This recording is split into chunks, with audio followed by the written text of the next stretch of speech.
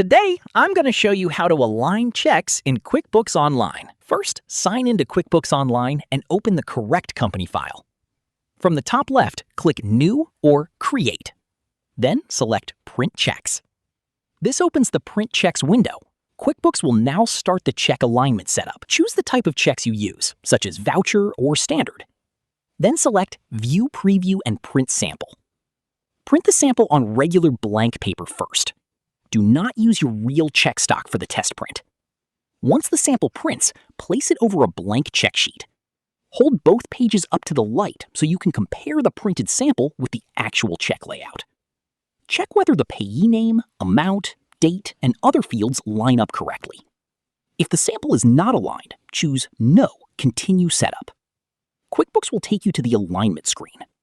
Use the grid to adjust the position of the printed text. You can drag the grid or manually adjust the alignment based on what you see on the printed sample.